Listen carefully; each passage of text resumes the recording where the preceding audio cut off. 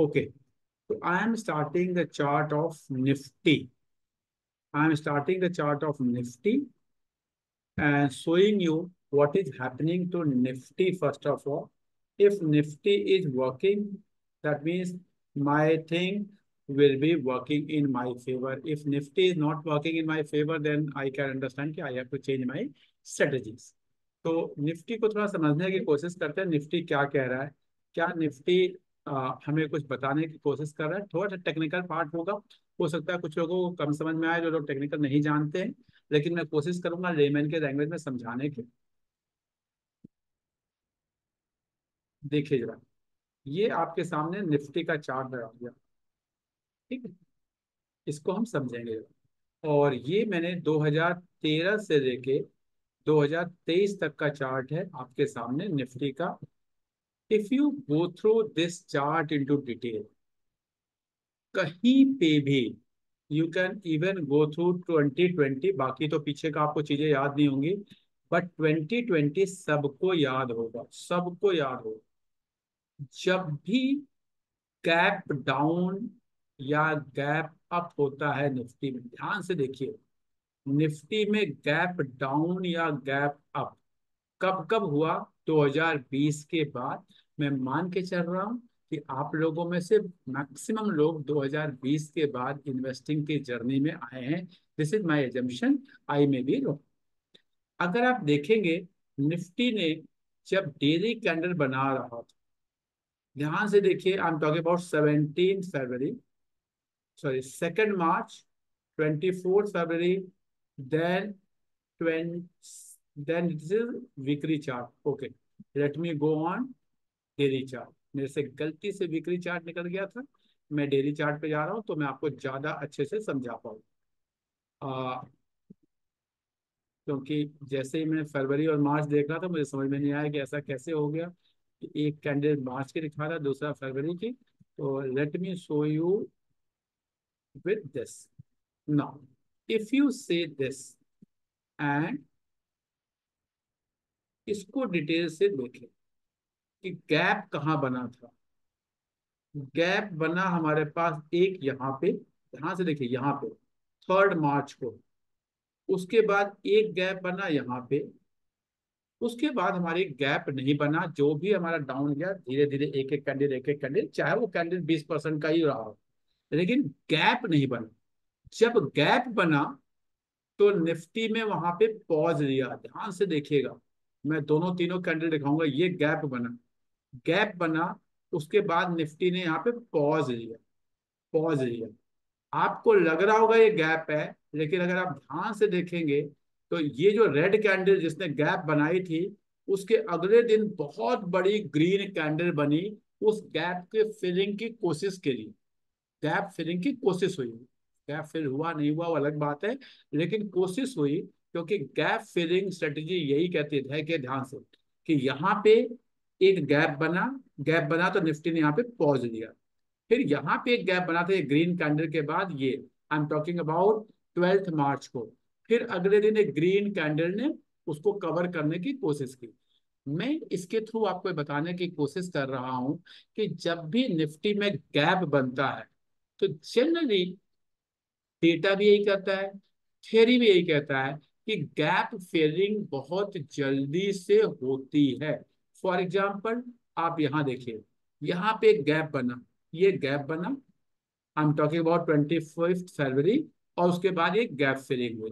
फिर आगे दिखाता हूं मैं आपको, जहां पे भी कुछ ऐसा हुआ जो अभी हुआ है, देखिए यहाँ पे देखिए, आई एम टॉकिंग अबाउट 20 दिसंबर 2021। एक गैप बना, गैप बन के नीचे कैंडल बना, लेकिन उसको बहुत जल्दी वो फिलअप हो गया। यहाँ पे देखिए एक गैप बना, गैप बन के यहाँ पे पहले निफ्टी ने पॉज लिया। हो सकता है उस समय और खराब न्यूज आई, क्योंकि अल्टीमेटली अगर न्यूज आएगी, अगर युद्ध होगा, तो ये चीजें तो नीचे जाएंगी, वो पूरी मार्केट नीचे जा रही है, इसलिए इसमें आपको घबराने की जरूरत नहीं है। लेकिन गैप बना, बहुत बड़ा गैप था, फ्रॉम 17,136 टू 16,394। ये गैप था, बहुत बड़ा गैप था, लेकिन निफ्टी ने यहाँ पे पॉज लिया। पॉज लेके उसको कवर करने की कोशिश भी किया ग्रीन कैंडल से, नहीं हुआ। कोई और न्यूज आई, बड़ी न्यूज आई, जो जो इवेंट था वो और एक्सपेंड हो गया। तो उसके बाद फिर गैप बना, लेकिन वो गैप बहुत तेजी से फिल हुआ, बहुत तेजी से फिल हुआ। ठीक है, same happens at everywhere, everywhere you see this gap, see this gap.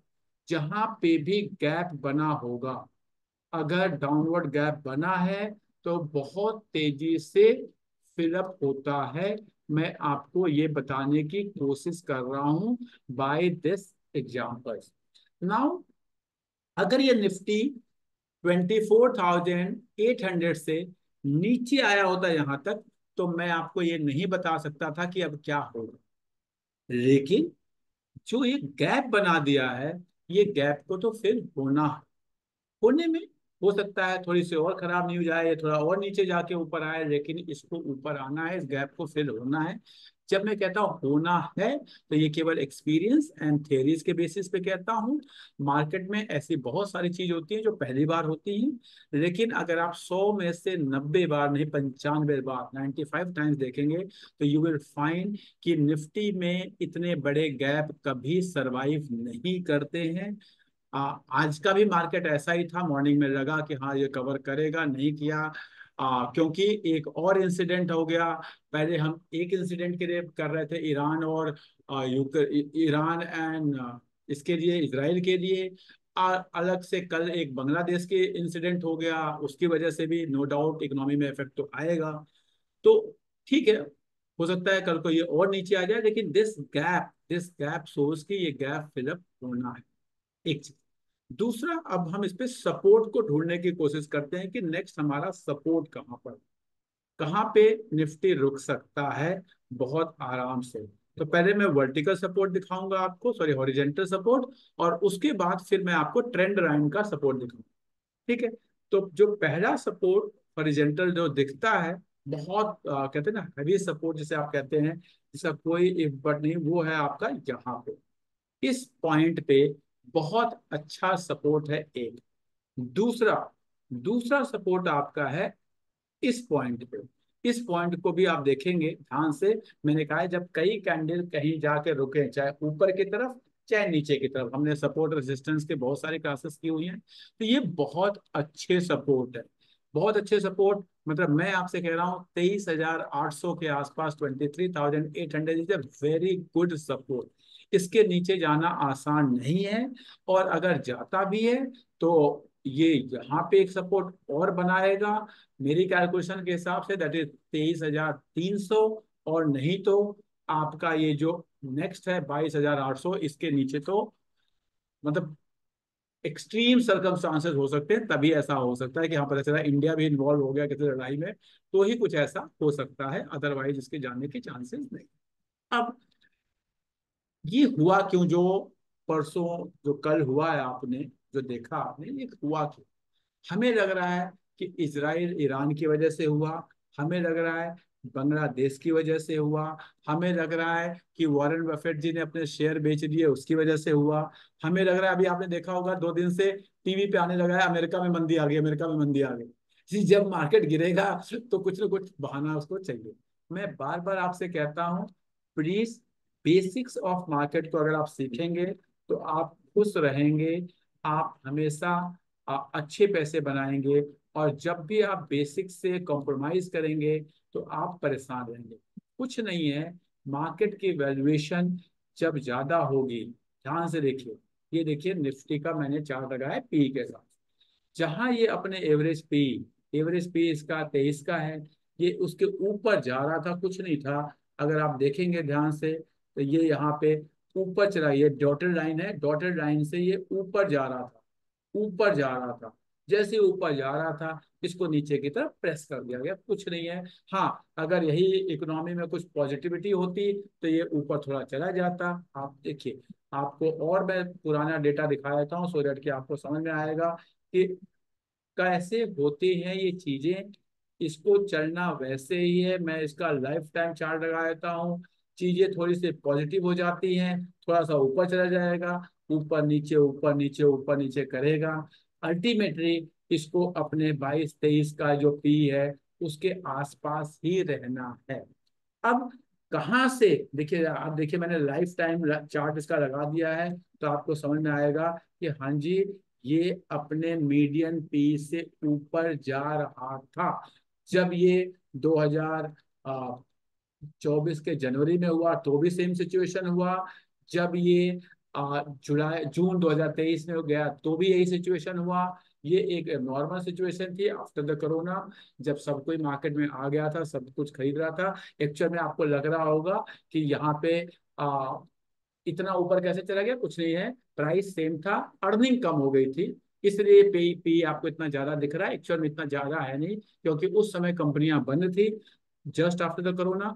तो जो उस समय का जो अर्निंग आई थी वो कम आई थी, और प्राइस डिवाइड बाय अर्निंग हमारा पी रेशियो होता है, इसलिए ये इतना हाई दिख रहा है। इतना हाई कभी जाता नहीं है, कुछ चार्ज लेवल पे कब मार्केट पॉजिटिविटी होगी इस सिचुएशन में तो ऊपर चला जाता है, अदरवाइज ये तो ये मार्केट बता रहा था कि हाँ जी हम मार्केट में थोड़ा सा करेक्शन। अब बात आती है क्या ये मार्केट क्रैश हो गया? मैं फिर बता रहा हूँ, ये क्रैश नहीं है। ये बहुत ही छोटा सा पुल बैक 5% तक अगर जाता है तो उसे हम पुल बैक कहते हैं। अभी तो 5% भी नहीं हुआ है, तो प्लीज इसको क्रैश के नाम से ना डरें, ये बेसिक पुल बैक है। ये ऐसी सिचुएशन होती है कि अगर आपके पास कुछ फंड्स हैं तो आपको उनको लगाना चाहिए। ये एक अच्छा टाइम होता है।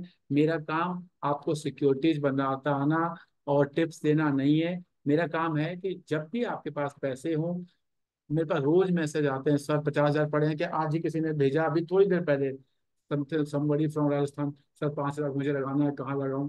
प्लीज आप समझने की कोशिश करिए। आपको सीखना है, सीखेंगे तो आप खुश रहेंगे।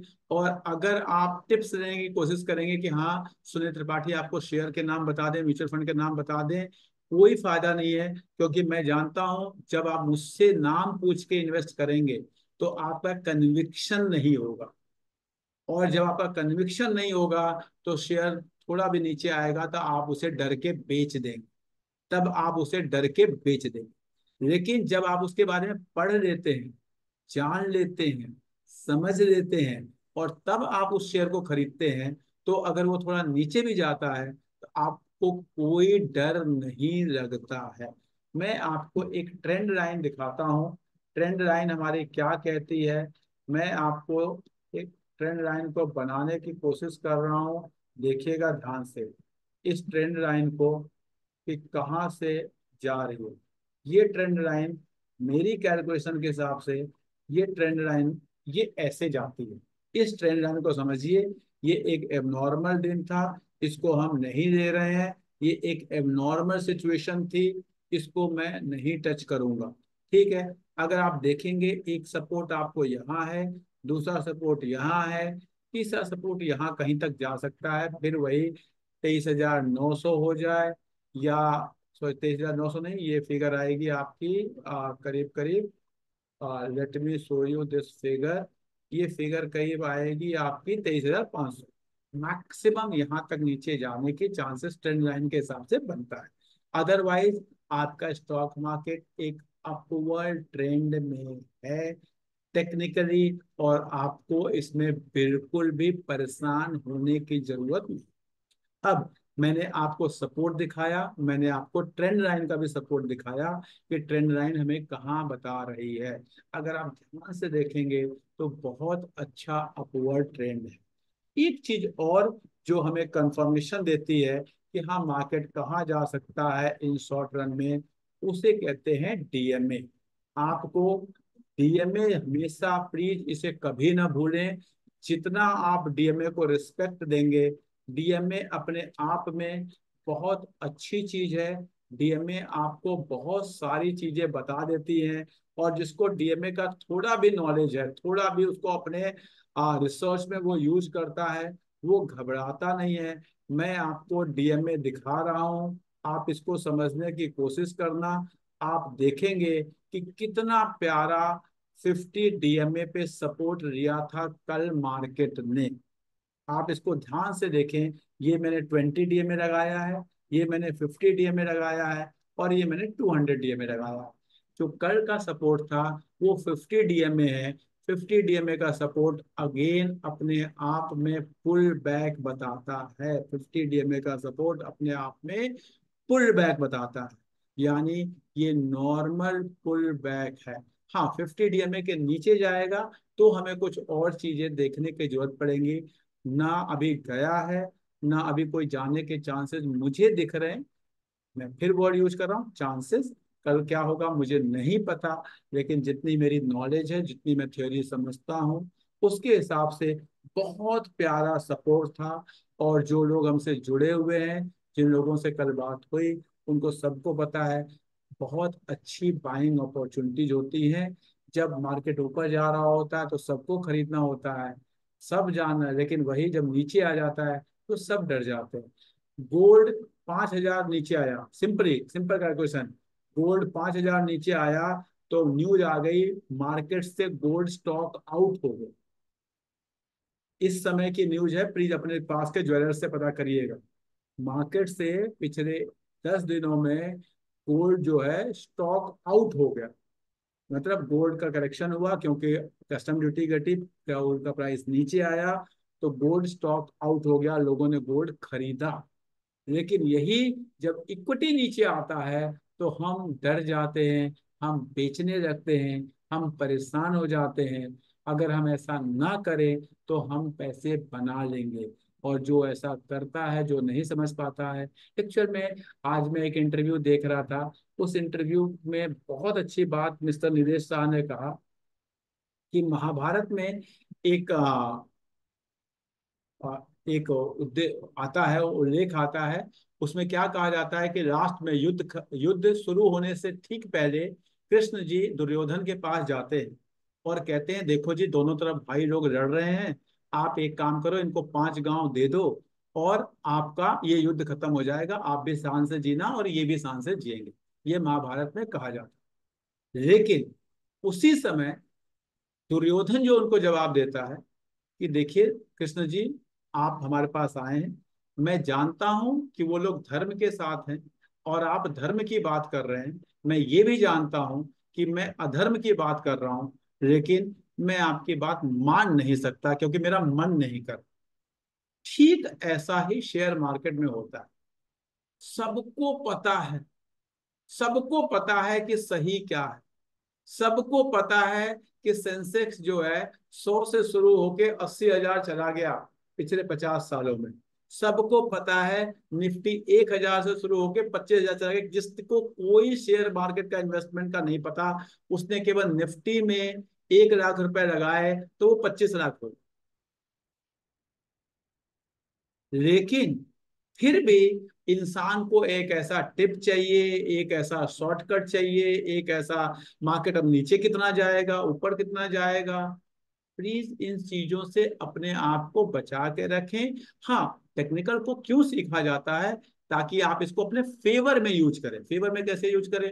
जब करेक्शन हो रही है, जब मार्केट ऊपर जा रहा है, पी ज्यादा हो रहा है, या कहीं डीएमए को क्रॉस कर रहा है, कहीं आपका वर्टिकल एंगल बना रहा है, तो आप समझ जाएं कि हाँ, अभी इन्वेस्ट करने का टाइम नहीं है, पैसे इकट्ठे करते रहो।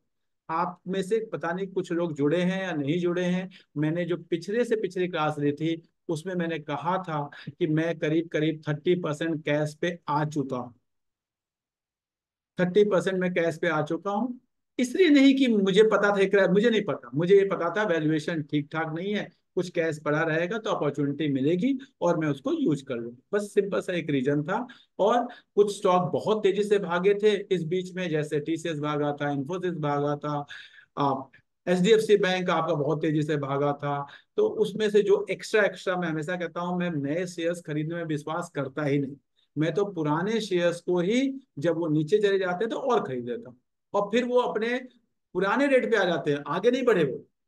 पूरी थियरी में बार बार बताता हूँ कि आपको H D F C bank 1800 पे खरीदा, 1600 पे खरीदा, 1500 पे खरीदा, 1400 पे खरीदा, फिर दोबारा 1600 पे आया। अब ऊपर तो नहीं गया, 1800 के ऊपर तो नहीं गया अभी, लेकिन 1600 पे आया तो थोड़ा सा एचडीएफसी बैंक बेच दो, थोड़ा सा बेच, पूरा नहीं बेचने। 1800 पे आया तो थोड़ा सा और बेच दो, और आपका जो टारगेट है उसके लिए, अपना लाइफ के लिए रखे है वो रखे हुए। अगर आप इस थ्योरी को अप्लाई करेंगे तो आपको मार्केट में परेशानी नहीं होगी। मार्केट बहुत अच्छा है।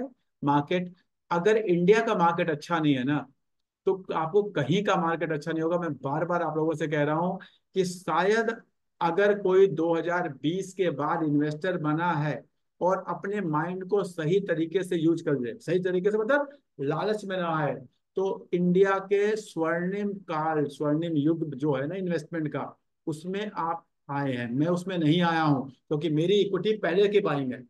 आपकी इक्विटी जितनी स्पीड से आपकी बढ़ेगी उतनी मेरी नहीं बढ़ेगी, क्योंकि मेरी इन्वेस्टमेंट पहले की है। लेकिन पेशेंस रखना पड़ेगा, इस छोटे छोटे फॉल से परेशान नहीं होना पड़ेगा।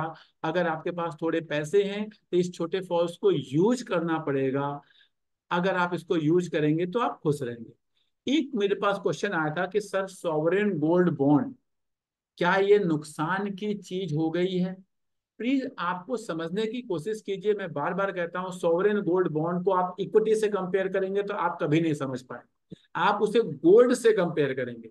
कितने लोगों को गोल्ड इन्वेस्टमेंट खराब लगता है? सिंपली छोड़ दो सॉवरेन गोल्ड बॉन्ड, लगता है कि हाँ जी गोल्ड में हमने पैसा 10 साल 20 साल पहले हमारे शादी के टाइम या किसी टाइम पे लगाया था और वो खराब है। Any one of you who do not want to invest into gold? कोई है? किसी ने हैंड रेज करना है? कोई कहेगा कि हाँ gold investment is not good? अब आप सबको गोल्ड इन्वेस्टमेंट एक अच्छी इन्वेस्टमेंट लगती है, उसको कैसे बेटर बनाए? गोल्ड को अगर आपको अच्छा लगता है तो उसको कैसे बेटर बनाए, उसका तरीका है सॉवरेन गोल्ड। मैंने कभी नहीं कहा कि इक्विटी से बेटर है या रियल एस्टेट। आपको हर क्लास अपनी अपनी होती है, हर के अपने कुछ पॉजिटिव होते हैं, कुछ नेगेटिव होते हैं। तो जो लोग गोल्ड में इन्वेस्टमेंट करते हैं, जो लोग ज्वेलरी खरीदते हैं, झुमके खरीदते हैं, पायल खरीदते हैं, उसके लिए, और या जितने पोर्शन ऑफ योर इन्वेस्टमेंट आप गोल्ड में रखना चाहते हो, उसके लिए मैंने हमेशा आप लोगों से कहा है कि कोशिश करो कि सॉवरेन गोल्ड बॉन्ड खरीदे। अगर गवर्नमेंट ने कस्टम ड्यूटी डिक्रीज किया तो आपके गोल्ड के प्राइस भी नीचे आए और सोवरेन गोल्ड बॉन्ड के प्राइस भी नीचे आए। काम खत्म। अगर आपने नॉर्मल गोल्ड खरीदे होते तो भी नीचे आते वो, ऐसा तो है नहीं कि केवल सोवरेन गोल्ड बॉन्ड नीचे आए। तो इसलिए प्लीज आप उसे गोल्ड से कंपेयर करो और आपको समझ में आएगा कि हाँ जी, अगर मैंने सोवरेन गोल्ड बॉन्ड खरीदा है तो it is better investment then buying jewellery. Second thing, कि अगर गोल्ड के प्राइस नीचे आए हैं और अभी तो आपकी रिडम्पशन आई नहीं होगी, लेकिन अगर आ गई है, तो आप अगर कम रेट पे रिडीम करेंगे तो जो नई सीरीज आ रही है वो कम रेट पे बाई करेंगे। अगर मैंने 70,000 के, अगर मैं 75,000 में मेरा रिडीम होता तो नई सीरीज में 75 में खरीदता। अब मैं 70 में अगर मेरा रिडीम होगा तो मैं नई सीरीज 70 में खरीदूंगा और अकॉर्डिंगली मेरे को आगे का ग्रोथ मिलेगा। पता नहीं हम छोटी सी कैलकुलेशन क्यों नहीं कर पाते। अगर मैं कोई चीज 75 में बेच के उसकी नई सीरीज 75 में खरीदूं, ऑन द अदर है नहीं जी मैंने उसको 70 में बेचा और नई सीरीज 70 में खरीद लिया, मेरा नुकसान क्या है? मुझे तो ये मैथमेटिकली कहीं से समझ में नहीं आता, लेकिन फिर भी ये बेटर है। जितने टैक्सेस किसी प्रोडक्ट पे कम होंगे उतना वो अच्छा होगा, उतना वो अच्छा होगा, उतना वो मार्केट फ्रेंडली होगा। अब जो भी डिमांड सप्लाई हो मार्केट के हिसाब से चलेगी, ना कि गवर्नमेंट के टैक्सेस के हिसाब से। तो प्लीज, अगर ये कस्टम ड्यूटी डिक्रीज हुई है तो ये, इससे आपको आज आपको हो सकता है आपके सॉवरेन गोल्ड बॉन्ड का प्राइस थोड़ा सा नीचे लग रहा हो, आपके मन में फिर वही रहा है कि अब खरीदते तो अच्छा होता, पहले क्यों नहीं खरीदा? पहले किसको पता था? ये वही है जैसे इक्विटी में करते हैं कि अभी इतना गिर जाता, अब खरीदते तो अच्छा होता। किसी को नहीं पता होता। हम तो बस ये कह सकते हैं अच्छी चीज को अच्छे रेट पे खरीद लेना चाहिए, खरीद के रखे रहो रखे रहो। अगर आप सोचेंगे किसी चीज को मिनिमम प्राइस पे खरीदना और मैक्सिमम प्राइस पे बेचना, ये इन्वेस्टिंग में संभव नहीं है। अभी कुछ दिन पहले वॉरेन बफेट जी ने 50% शेयर्स अपने होल्डिंग के एप्पल में बेचे हैं, लेकिन उन्होंने मैक्सिमम प्राइस पे नहीं बेचा। ट्राई टू अंडरस्टैंड कि उन्होंने भी मैक्सिमम, वॉरेन बफेट जी की मैं बात कर रहा हूं, उन्होंने मैक्सिमम प्राइस पे नहीं बेचा। लेकिन हम और आप मैक्सिमम प्राइस पे बेचना चाहते हैं, जो संभव नहीं है। गोल्ड, सॉवरेन गोल्ड बॉन्ड में किसी को नुकसान नहीं है। कोई टीवी पे बैठ के, कोई रेडियो पे बैठ के, कोई यूट्यूब पे बैठ के आपको कुछ भी बताए, प्लीज ट्राई टू अंडरस्टैंड। आपने गोल्ड में इन्वेस्ट किया है अगले 10 20 25 सालों के लिए, आपने 50,000 में खरीदा था, उसकी प्राइस 75 हो गई थी, आपको लग रहा था मेरा 25,000 का प्रॉफिट है। अब केवल वो 70 में गया, आपका 20,000 का प्रॉफिट है। अब लेकिन जो नया खरीदेंगे, नई सीरीज आएगी, वो 70 में आएगी और 70 से आगे बढ़ेगी। जहां तक मेरी इंट्यूशन या मेरी अंडरस्टैंडिंग ऑफ इकोनॉमिक पॉलिसी है, मुझे ऐसा लगता है आने वाले दिनों में गोल्ड के ऊपर जीएसटी बढ़ाया जाएगा। मैं रिपीट कर रहा हूं, मुझे ऐसा लगता है कि ये कस्टम ड्यूटी इसलिए कम किया गया है क्योंकि जीएसटी जीएसटी की जो हमारी रेट्स है इंडिया में, वो आपका 5% ऑनवर्ड से 18-28 जो भी कुछ है आपकी, 3% का कोई रेट नहीं है। ये केवल ज्वेलरी के लिए 3% का एक स्पेशल सीरीज बनाया गया था। मुझे ऐसा लगता है कि आने वाले सालों में इसको दोबारा जीएसटी के नॉर्मल रेट पे इसको लाया जाएगा, 3 से इसको बढ़ाया जाएगा। अब वो 3 से बढ़ा के 5 करेंगे, 18 तो नहीं करेंगे, 12 करेंगे, कितना करेंगे वो अलग की बात है। लेकिन हो सकता है ना भी बढ़ाएं, लेकिन मुझे ऐसा लगता है कि बढ़ाया जाएगा। तो इस बीच में अगर आपको गोल्ड में कोई इन्वेस्टमेंट करनी, कोई भी इन्वेस्टमेंट करनी है, चाहे आपको फिजिकल गोल्ड में, चाहे सॉवरेन गोल्ड बॉन्ड में, तो इससे अच्छा टाइम कोई नहीं है। जब जीएसटी की अगली बैठक हो, गोल्ड में आपका उसका रेट बढ़ाया जाए, उससे पहले अगर आपको करनी है, मैं नहीं कह रहा करें ना करें, आपको मर्जी है। मैंने इधर बीच में कुछ गोल्ड में इन्वेस्टमेंट किया है और मुझे लगता है करना चाहिए। मेरा अपना मानना है, मेरा अपना थॉट है। मैं पता नहीं क्यों मुझे ऐसा नहीं लगता, मैं जब लोगों मेरे से आते हैं, आज भी मेरे पास 3 लोग आए थे अपने पोर्टफोलियो रिव्यू के लिए, मैं बैठा उनके साथ, तो मेरा पहला ही क्वेश्चन होता है आप कितना पैसा चाहते हैं। तो वो कहते हैं मुझे बहुत पैसा चाहिए। जब तक आपको कितने पैसे की लाइफ में रिक्वायरमेंट है, आप ये डिफाइन नहीं कर पाएंगे, तब तक आप वो, क्योंकि बहुत का बहुत कोई डिफाइन वर्जन नहीं।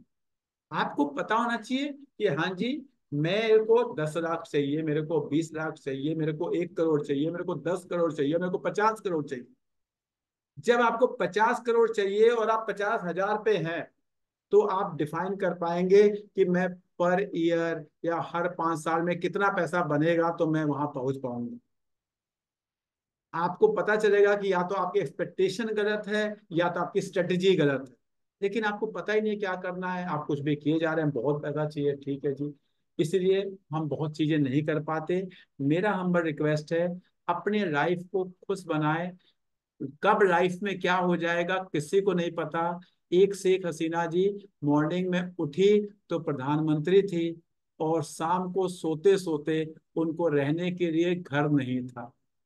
Please try to understand, life में इससे बुरा सिचुएशन कुछ नहीं हो सकता। इसलिए मैं बार बार कहता हूं, पोर्टफोलियो बनाइए, डाइवर्सिफाई करके रखिए, चीजें काम आएंगी। सारा पैसा, पता चला एफडी भी तोड़ दिया, उसको इक्विटी में डाल दिया, घर भी बेच दिया, उसको इक्विटी में डाल दिया, गोल्ड भी नहीं रखा, सॉरेन को नहीं, सर हम तो हमारा बस वो डिफेंस का शेयर ही आगे भाग रहा है, मैं तो सारा उसी में लगा दूंगा। कब क्या हो जाएगा, किस दिन आपको अपना घर छोड़ के भागना पड़ेगा, ये किसी को नहीं पता। ना ये रा, राष्ट्रपति ऑफ श्रीलंका को पता था, ना ये प्रधानमंत्री ऑफ बांग्लादेश को पता था, ना ये ताइवान में वालों को पता था, ना ये अफगानिस्तान वालों को पता था, ना ये म्यांमार वालों को पता था। और हम यहाँ बैठे, हमें लगता है कि हमारे साथ ऐसा कभी नहीं होगा। मैं प्लीज बता रहा हूँ, कब क्या होगा ये किसी को नहीं पता। रोज टीवी पे आप बैठते हैं तो आप सुनते होंगे यहाँ एक्सीडेंट हुआ, इतने लोग मर गए, यहाँ बादल फट गया, इतने लोग मर गए, यहाँ ये हो गया, इतने लोग मर गए। लेकिन हमें कभी नहीं लगता कि कल हम भी मर सकते। प्लीज ट्राई टू अंडरस्टैंड, कल ही हम मर सकते हैं। आपकी स्ट्रेटेजी ऐसी होनी चाहिए कि हाँ जी पैसा बन रहा है, हमारी हैप्पीनेस, हमारी फैमिली लाइफ, वो बहुत इंपॉर्टेंट है, पैसा बनेगा। जहां आप पैसे को एक ऐसा चीज बना के रख देंगे कि हुआ बना देंगे, वहां आप परेशान हो जाएंगे, आपकी इन्वेस्टमेंट गलत हो जाएंगी। मेरे आपको बता रहा हूँ, इक्विटी से अच्छी इन्वेस्टमेंट कुछ नहीं होती। जो मैं आज हूँ वो बिकॉज ऑफ इक्विटी हूँ। लेकिन फिर भी मैं हमेशा कहता हूँ डाइवर्सिफाई करो, डाइवर्सिफाई करो, थोड़ा पैसा एफडी में रखो, थोड़ा पैसा गोल्ड में रखो, थोड़ा पैसा गोल्ड बॉन्ड में रखो, कुछ थोड़े 2 4 5 10 गोल्ड के सिक्के विक्के भी घर पे अपने कहीं छिपा के रखो, कि अगर रात को कहीं भागना हो तो जेब में वही लेके भाग पाओगे, और कुछ लेके नहीं भाग पाओगे। ये मैंने पहले भी एक बार 2 बार बताया हुआ है। वो कहीं ना कहीं बेड बेड में कहीं ना कहीं पड़े होने चाहिए, जरूर होने चाहिए। कुछ नहीं पता कि आपको अगले 2 महीने, 4 महीने, 6 महीने खाने के पैसे तो चाहिए। तो इन चीजों को आपको समझना पड़ेगा। अगर आप सोचेंगे कि नहीं जी हमारे साथ कभी बुरा नहीं होगा, तो ये अच्छी बात है, पॉजिटिव सोचना चाहिए इंसान को। हमेशा कहा जाता है prepare for the best but be prepare for the worst. Be prepare for the best.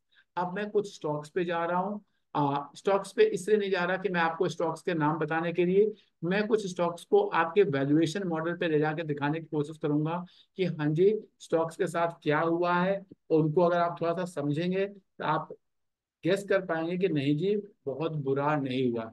जैसे मैंने आपको निफ्टी दिखाया, उसी तरह मैं आपको कुछ स्टॉक दिखाता हूँ। जैसे आप देख लीजिए Infosys. Infosys, please my humble request, no recommendation, केवल आपको समझाने के लिए है। आप इनको देखेंगे, आप इनको चार्ट पे देखेंगे तो आपको समझ में आएगा कि नहीं जी अभी कुछ अभी नहीं हुआ। अभी तो ये अपने 50 डीएमए पे भी नहीं पहुंचा है, और हम सोच रहे हैं कि नहीं जी मार्केट में रिसेशन आ गया, मार्केट तो डूब गया। ऐसा कुछ नहीं, अभी तो 20 डीएमए, 20 डीएमए के आसपास ही है ये। फिर दिखाता हूँ टीसीएस, देखिएगा ध्यान से। फिर देखिए अगेन 20 डीएमए, 20 डीएमए पे ही घूम रहा है ये। आगे दिखाता हूँ HDFC बैंक, देखिएगा ध्यान से, आपको समझ में आएगा। इसका 20 डीएमए 50 डीएमए एक साथ है, तो उसी के पास है। फिर दिखाता हूँ हिंदुस्तान यूनिलीवर। मैं केवल कुछ भी नहीं, इसमें हिंदुस्तान यूनिलीवर 20 डीएमए के ऊपर है, 50 डीएमए के ऊपर है, सबसे ऊपर है। नेक्स्ट देख लीजिए रिलायंस। ठीक है, ये मैं आपको केवल बताने की कोशिश कर रहा हूँ कि नहीं जी हाँ ये स्टॉक एक जो है अपने 50 डीएमए के नीचे आ गया है। इसमें थोड़ा सा आपको कॉशियस रहना चाहिए। जब भी कोई स्टॉक अपने 50 डीएमए के नीचे आता है तो थोड़ा सा वो आ, लंबे समय तक बेयर रन में आ जाता है। ये टेक्निकल थ्योरी है, जिसने टेक्निकल की क्लासेस अटेंड की हैं उनको पता है कि हमें स्टॉक में उस समय एंट्री नहीं लेनी चाहिए, खासकर शॉर्ट टर्म के लिए, जब स्टॉक आपका 50 डीएमए के नीचे। 50 डीएमए के ऊपर ही हमें शॉर्ट टर्म में कभी भी उस स्टॉक में एंट्री नहीं लेनी चाहिए जो स्टॉक आपका 50 डीएमए के नीचे हो। शॉर्ट टर्म में जनरली वो आपको बहुत अच्छा ग्रोथ करके नहीं देता, तो यहाँ पे आपको एक वो है। उसी तरह और देख लीजिए, अगर आपको देखना है जियो फिनांस, जियो फाइनेंशियल सर्विसेज, अगेन ये अपने 50 डीएमए के नीचे है। अब कुछ दिन पहले तक सबको जियो फाइनेंशियल सर्विसेज चाहिए था, लेकिन अब क्या ये लॉन्ग टर्म इन्वेस्टिंग के लिए एक अच्छा स्टॉक हो सकता है? एकदम, अगर ये अपने 200 डीएमए पे जाके सपोर्ट दे दे तो एक बहुत अच्छा बात हो सकती है। बाकी मैं स्टॉक रिकमेंडेशन नहीं देना चाहता, प्लीज आप लोग समझेंगे। टाइटन, टाइटन को देखने की कोशिश करें इसमें क्या हो रहा है, देखिए जरा। अब कुछ दिन पहले तक सबको टाइटन चाहिए था, सबको, जब टाइटन ऊपर जा रहा था सबको टाइटन चाहिए था, लेकिन अब टाइटन किसी को अच्छा नहीं लग रहा, किसी को अच्छा नहीं लग रहा।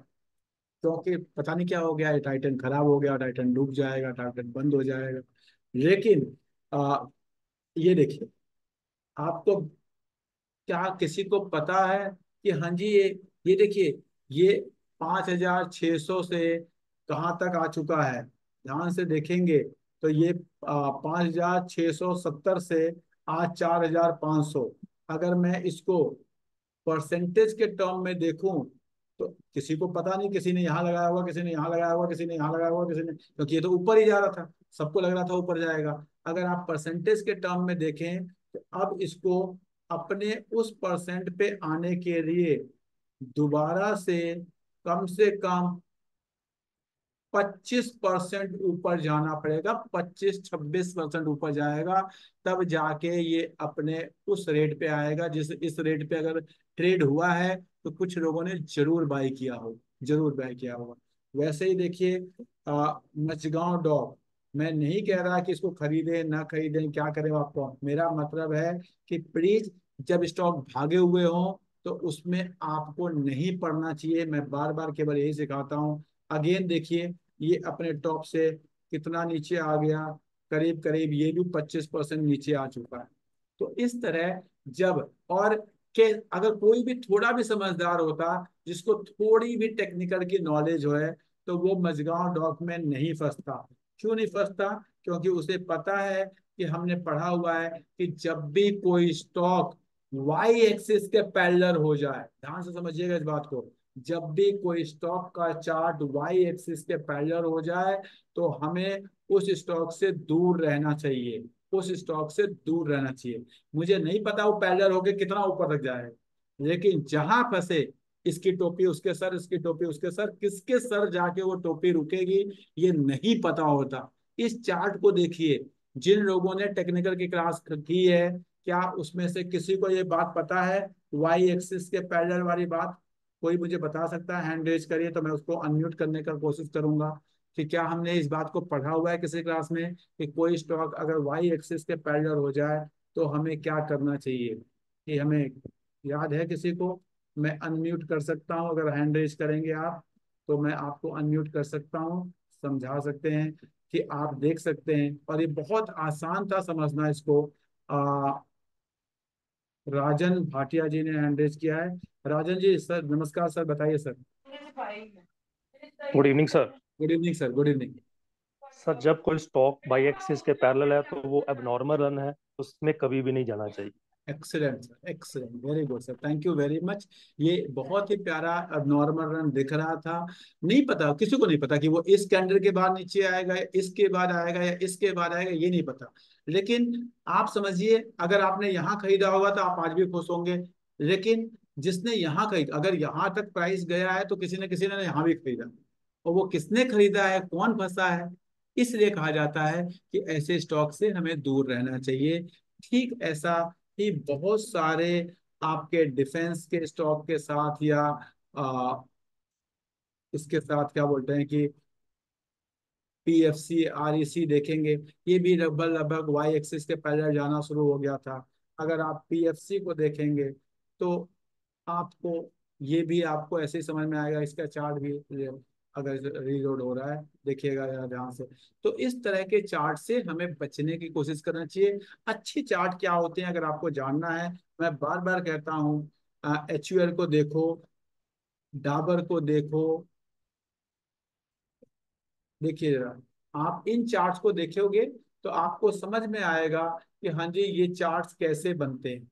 ये चार्ट्स आपको, ये देखिए मैंने आपको बहुत लंबा चार्ट लगा दिया, ये चार्ट ऐसे चलते हैं, ये चार्ट ऐसे नहीं चलते। अब आप इसी के पैरेलल कंपेयर करने की कोशिश कीजिए। अगर मैं आपको आर ई सी के चार्ट को दिखाऊं, आपको समझ में आएगा कि ये चार्ट जो है, देखिए कैसे वाई एक्सिस के पैरेलल हो रहा है, वाई एक्सिस के पैरेलल। लेकिन अगर मैं यहीं पे आपको रिलायंस का चार्ट दिखाऊंगा तो आपको समझ में आएगा कि नहीं जी, ये भी जा रहा है ऊपर की तरफ, लेकिन ये वाई एक्सिस ऐसे पैरेलल नहीं जा रहा, ये ऐसे जा रहा है। इस चीज को आपको समझना है। और यही चार्ट लॉन्गिविटी, ये चार्ट जो है ये आपको 10 साल बाद भी ऐसे ही जाता हुआ दिखेगा। ये आपको, क्योंकि ये अपने अर्निंग्स को ऊपर नीचे डिपेंडिंग अपॉन मार्केट सिचुएशंस होगा, लेकिन ये अपने अर्निंग्स के साथ चलते हैं। लेकिन जो स्टॉक जिनमें हम लोग भागे जा रहे हैं, आर वी एन एल भागे जा रहे हैं, ये स्टॉक जब अब ये स्टॉक भी आप लोगों को समझ में आ रहा है, लोग ले रहे हैं। आज भी ले रहे हैं लोग, आज भी लोग ले रहे हैं। क्यों ले रहे हैं भगवान जाने, मुझे नहीं पता। मैं तो देखूं भी नहीं ऐसे स्टॉक्स को, क्योंकि मेरी अपनी एक अंडरस्टैंडिंग है। मुझे कोई लालच नहीं है कि सर अगर मैंने इसको 29 रुपए में लिया होता तो आज ये 600 रुपये हो गया होता। कैसे पता था? कोई कोई एक लॉजिक होना चाहिए ना कि हाँ जिसकी वजह से ऐसा, वो लॉजिक, हाँ आज हो गया सब बात करेगा, हो जाएगा ये किसी को नहीं पता। ठीक है, तो जब हम इस तरह के स्टॉक्स में फंसते हैं तो हम 10 स्टॉक खरीदते हैं, उसमें बढ़ता एक है, चार डूबता है। जो बढ़ता है उसकी हम टीवी पे आके बात कर देते हैं अगर हमें नजिस्ट है तो। और फिर आपको, जिन लोग भी, जितने भी लोग आज जोमेटो की बात कर रहे हैं, जोमेटो में मैंने 50 रुपए में कहा था, 250 हो गया। जिसने जोमेटो लिया उसने पेटीएम भी लिया, उसने डिलीवरी भी लिया, उसने नायका भी लिया। जिसने भी, और जिसने नहीं लिया उसको, जिसको नहीं समझ में आई ये कंपनियां, उसने नहीं ली। अब जोमेटो में आपका पैसा, उसमें भी 100, आई थिंक 140 के आसपास लिस्टिंग हुई थी, 250 हो गया, डबल हो गया। लोअर से मना लोगे 5 गुना हो गया। लेकिन आपका पेटीएम में पैसा 1/5 हो गया, डिलीवरी में पैसा 1/4 हो गया, नायका में पैसा पता नहीं, मुझे लगता है 1/8 हो गया। वो भी तो देखो ना। कहीं आपको आपको सपने में तो नहीं आएगा ना कि नहीं जी जोमेटो बढ़ जाएगा और बाकी घट जाएंगे, ऐसा नहीं होता। आपको एक तरह की कंपनी, तो अगर आपको डिफेंस कंपनियां समझ में आती हैं तो आती हैं, अगर आपको ये न्यू एज वाली कंपनियां समझ में आती हैं तो आती हैं, नहीं आती तो नहीं आती। इसीलिए मैं हमेशा कहता हूं कि ऐसी कंपनी देखो जो आपके आपको समझ में आनी चाहिए कि हाँ ये कंपनी क्या कर रही है और इसका आगे क्या। मुझे एफएमसीजी कंपनियां समझ में आती हैं कि हाँ जी, हम जैसे जैसे इंडिया ग्रो करेगा, लोगों की पर कैपिटा इनकम ग्रो करेगी, लोग साबुन तेल ये वो खरीदेंगे, लोग चावल च्यवनप्राश खाएंगे, लोग शैम्पू खरीदेंगे, लोग कोलगेट खरीदेंगे, ये एफएमसीजी का काम चलता रहेगा। जैसे जैसे हम लोग आगे ग्रो कर रहे हैं, सब लोग बैंकों को यूज करेंगे, जो हमारे वो लोगों के पास मम्मी के जेब में पैसे होते थे, अब तो मम्मी लोग भी पेटीएम यूज करने लगी हैं। तो समझ में आ रहा है कि हाँ हमारे बैंक जो है वो जो गूगल पे ये सब वो यूज करने लगे, तो हमारे बैंक्स ग्रो कर रहे हैं, बैंकिंग सिस्टम ग्रो कर रहा है इंडिया में, समझ में आता है। टेक्नोलॉजी ग्रो कर रही है, समझ में आती है। ऑटो सेक्टर ग्रो कर रहा है, ये समझ में आता है। सीमेंट ग्रो कर रहा है, हर कोई मकान बना रहा है, समझ में आ रहा है। पेंट, तो जो आपको समझ में आया ना कि हाँ जैसे जैसे जो न्यूज है जी, कल क्या होगा नहीं पता। 3 बार जीत के चौथी बार अगर शेख हसीना जी को भगाया जा सकता है, तो 5वीं बार क्या मोदी जी के साथ भी ऐसा हो सकता है? पता नहीं, मुझे नहीं पता, आई एम नॉट सेइंग कि ऐसा होगा, लेकिन क्या ऐसा हो सकता है? एकदम हो सकता है, एकदम हो सकता है। इस बात को आपको समझने की कोशिश करना चाहिए। और जिसने ये समझा वो आप थोड़ा सा देखिए, बड़े बड़े इन्वेस्टर हैं इंडिया में, जो इंडिया के बड़े बड़े इन्वेस्टर, उनके पोर्टफोलियो को उठा के देखेंगे। मैं तो एक दिन मैंने क्लास लिया था और मैंने सबसे कहा था, अगर आपको कुछ नहीं करना आता ना तो प्लीज नकल करिए, नकल। इंडिया के जो बड़े लोग हैं, मुकुल अग्रवाल हैं, विजय केडिया हैं, आपके रामदेव अग्रवाल हैं, जो डॉली खन्ना है, 2 4 5 10 लोगों का नाम आप देखिए। झुंझुनवाला जी हैं, अब तो नहीं रहे, उनकी वाइफ हैं। इन लोगों को नाम देखिए, इनके स्टॉक्स को देखिए, उसमें से आप 10 20 25 स्टॉक उठा लीजिए। लेकिन जब जैसे ये 10 साल 15 साल रखते हैं, वैसे आप भी रखें। एक दिन मैंने आपको ये भी बात बताई थी कि एक यूएस में एक फंड चलता है, उसे क्लोन फंड कहते हैं, क्लोन फंड। और वो क्लोन फंड जो है वो यूएस का सबसे अच्छा म्यूचुअल फंड माना जाता है। कुछ नहीं करते, वो क्लोनिंग करते हैं। मतलब एक 2 3 लोगों को उन्हें, जैसे वॉरेन बफेट जी को और ऐसे 2 3 लोगों को वो लोग क्लोन करते हैं। वो सीधे बताते हैं ये हमारा, जैसे हम यहाँ बताते हैं ये हमारा लार्ज कैप फंड है, हम लार्ज कैप में लगाएंगे, हमारा मिड कैप फंड है, मिड कैप में लगाएंगे, ये हमारा स्मॉल कैप फंड है, टेक्नोलॉजी फंड है, ऐसे हम बताते हैं। तो वहां वो बताते हैं हम किसको क्लोन करेंगे, उस फंड का नाम उसी से शुरू होता है। ठीक है, और वो डिफरेंट लोगों को क्लोन करते हैं और वो फंड निकालते रहते हैं, और उनके बहुत अच्छे रिटर्न होते हैं। तो प्लीज कोई बहुत बुरे, जैसे अगर हमें कहते हैं ना, अगर हमें आगे पूजा पाठ करना है तो हम किसी को फॉलो करने लगते हैं, किसी गुरु को फॉलो करने लगते हैं। अगर हमें एक्सरसाइज करना है तो हम किसी को फॉलो करने लगते हैं, फूड हैबिट में हम किसी को फॉलो करने लगते हैं, ड्रेस हैबिट में। तो उसी तरह इन्वेस्टिंग हैबिट में भी आप किसी को फॉलो करिए, जरूरी नहीं है कि आप, और बस ये है कि उस पर्सन को सुन के नहीं, उसको देख के समझ के, क्या वो पर्सन इन्वेस्ट करके पैसे बनाता है। एक चीज जान लीजिए, बार बार मैं कहता हूं कि जिसको इन्वेस्ट करके पैसे बनाने की आदत होगी, वो किसी म्यूचुअल फंड कंपनी में 2 लाख रुपए कितना, आप सोचिए एक म्यूचुअल फंड कंपनी में कोई फंड मैनेजर हो, कितना कंपनी नौकरी उसको सैलरी दे देगी? 2 लाख 3 लाख 4 लाख 5 लाख 15 लाख 20 लाख 25 लाख। जिसको इन्वेस्ट करके आदत होगी ना, इन्वेस्ट करने की, और वो 20 साल उसका करियर लाइफ में हो चुका है, तो 25 लाख रुपए तो हर महीने बन जाते हैं उसकी पोर्टफोलियो का ग्रोथ। तो आप समझने की कोशिश करिए, अगर कोई 20 लाख 25 लाख रुपए महीने की नौकरी कर रहा है या साल की नौकरी कर रहा है, तो वो बहुत बड़ी कोई तोप है। उसको आपको, आप इन्वेस्टर्स को देखिए। और ये जो स्टॉक ब्रोकिंग फर्म में, म्यूचुअल फंड में लोग बैठे हुए हैं और टीवी पे आ जाते हैं, आपको ये टिप, ये ले लो वो ले लो करते हैं, उनके चक्कर में ना पड़े। बहुत अच्छे लोग इन्वेस्टर्स हैं, बहुत अच्छी बातें बताते हैं, उनको पढ़ें, इंटरव्यूज को देखें। मैं बार बार कहता हूँ रील्स को ना देखें, इंटरव्यूज को देखें, इंटरव्यूज को देखें। बहुत अच्छे अच्छे यूट्यूब पे भी चैनल हैं जिसमें लोगों के 1 1 घंटे के, 1 1 1 घंटे के इंटरव्यूज आते हैं। पेशेंस तो रखना पड़ेगा ना। शॉर्टकट लाइफ में, किसी भी चीज में शॉर्टकट आपको हेल्प नहीं करने वाली, नहीं करने वाली, नहीं। इंद्रेश जी मुझे दिखाई दे रहे हैं, ये योग कराते हैं, आप मुझे बता दीजिए। मैंने तो उनको 10 बार बोला मुझे कोई भी एक शॉर्टकट बता दे जिससे मेरा ये पेट नीचे चला जाए। नहीं, उसके लिए मुझे पता है 6 महीने लगना पड़ेगा, 1 साल लगना पड़ेगा, 2 साल लगना पड़ेगा। मेरे अंदर वो पेशेंस है नहीं, मेरा पेट ऐसे ही काम करता है। तो सेम वे, मुझे पता है कि उसमें लॉन्ग टर्म लगेगा और उसमें करूंगा तो बड़े आराम से हो जाए, लेकिन मैं शॉर्ट टर्म कर ढूंढता हूँ, इसलिए मैं अपने पेट को इंद्रेश जी जैसा नहीं बना पाता काम कर। उसी तरह आप सबको पता है कि इन्वेस्टिंग क्या है, लेकिन सबको शॉर्टकट चाहिए। प्लीज उस शॉर्टकट से दूर रहें। बहुत दुख होता है कि जो लोग 2-2 साल से 3-3 साल से जुड़े हुए हैं, वो लोग भी शॉर्टकट चाहते हैं। और जो लोग मेंटरिंग वाले हैं वो बेचारे फोन भी नहीं करते, मैंने देखा है, बड़े आराम से कुछ मैसेज भेज दो तो ठीक है, बड़े आराम से बैठे हुए हैं। कई बार भाई कोई क्लास वास करनी है, चलो बात करते हैं, नहीं सर इन्वेस्टेड है अभी तो।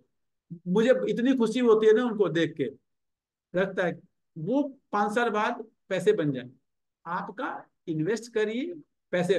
लोगों को घर में पैसे बन जाते हैं, गोल्ड में पैसे बन जाते हैं, क्योंकि गोल्ड खरीदा, शादी में खरीदा, 25 साल बाद देख रहे हैं उसकी वैल्यू इतनी, जबकि है कुछ नहीं, पता चलेगा 10% का CAGR।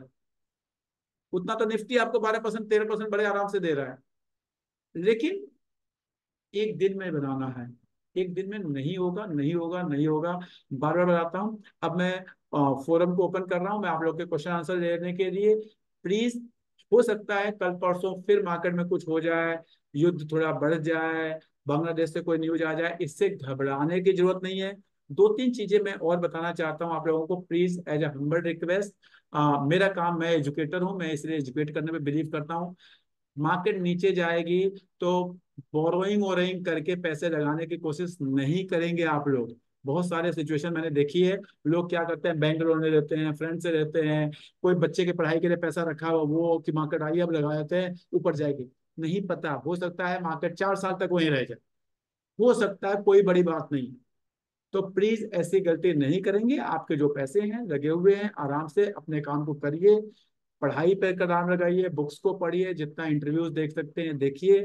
बोरोइंग करके इक्विटी मार्केट में पैसा नहीं लगाया जाता। हाँ, आपके पास FD पड़ा हुआ है, आप चाहें कि हाँ जी FD का कुछ पैसा आपको डाइवर्ट करना है, ये डेट इक्विटी का पूरा खेल होता है। जब आपको इक्विटी ओवर वैल्यूड हो जाती है तो हम पैसे को डेट में डाल देते हैं, और अगर अंडर वैल्यूड हो जाए तो डेट से निकाल के, मैं भी करता हूँ वो काम, आपको भी कर लेना चाहिए। अगर आपको जब सिचुएशन लगता है कि जब, अगर मुझे लगता है अगर मैं निफ्टी अगर आने वाले कुछ दिनों में 20 के पी पे आ जाती है, या इवन 20.5 21 पे भी आ जाती है, अगर आ जाती है तो, मुझे लगता नहीं आएगी, लेकिन अगर आ जाती है तो मैं अपने सारी FDs का पैसा निफ्टी में डाल, पक्का डाल।